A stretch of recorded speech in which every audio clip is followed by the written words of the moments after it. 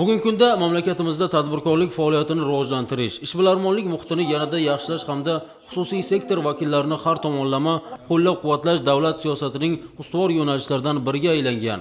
Bu borada amalga oshirilayotgan islohotlar, yaratilayotgan qulay sharoit va keng imkoniyatlar tadbirkorlik subyektlarining faoliyatini yangi bosqichga olib chiqmoqda.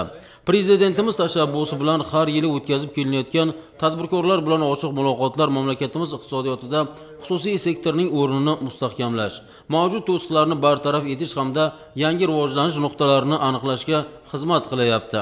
Shu maqsadda O'zbekiston Respublikasi Raqobat qo'mitasi Qashqadaryo viloyati hududiy boshqarmasi tomonidan tashkil etilgan uchrashuv ham muhim ahamiyat kasb etdi. Mazkur tadbir joriy yilning 20-avgust kuni bo'lib o'tadigan tadbirkorlar bilan 6-ochiq muloqotga qizg'in tayyorgarlik ko'rish doirasida tashkil etildi.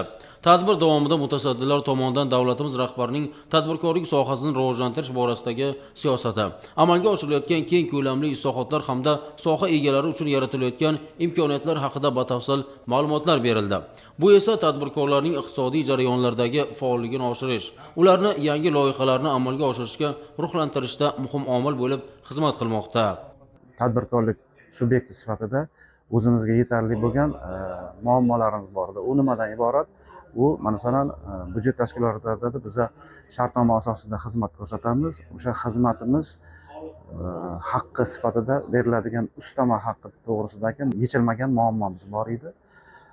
Umid qilamanki, mana shu bugungi muloqotda biz hozir o'sha muammomizni bularga qo'ydik, o'rganib chiqish va inshaalloh mana shu nima bilan o'zini javobini beramiz. Ijobiy hal bo'lish to'g'risida javob oldik. Bugungi muloqotdan qo'ygan savolimizdan, olgan javobimizdan biza ko'nglimiz to'ldi. Umid qilamanki, bu butun respublikamizdagi barcha tadbirkorlarga naf tegadigan javob bo'ladi. Uchrashuvning eng muhim jihati shundaki, biznes muhitini yanada yaxshilashga qaratilgan qator taklif va tashabbuslar ilgari surildi. Mazkur murojaatlarning tegishli tashkilot va mas'ullarga yo'naltirilgani esa ularni amaliy jihatdan hal etish bo'yicha aniq mexanizm mavjudligini ko'rsatdi. Tadbirkorlar ishtirok etib o'zlarini qiynab kelayotgan masalalar, muammoli holatlar, ularning yechimlari yuzasidan tegishli savollar bilan murojaat qilindi. Bu savol javoblarda boshqarmaning rahbariyati tomonidan tadbirkorlarga ularning muammolarini qanday hal etish, kelgusidagi faoliyatlarni rivojlantirishga qanday yo'l yo'riqlar ko'rsatish bo'yicha tegishli maslahatlar berib o'tildi.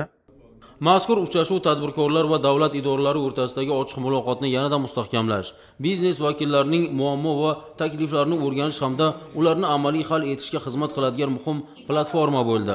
Bunday muloqotlar tadbirkorlik rivoji, hududlar iqtisodiy salohiyatining oshishi va mamlakatimiz barqaror taraqqiyotiga munosib hissa qo'shishi shubhasiz.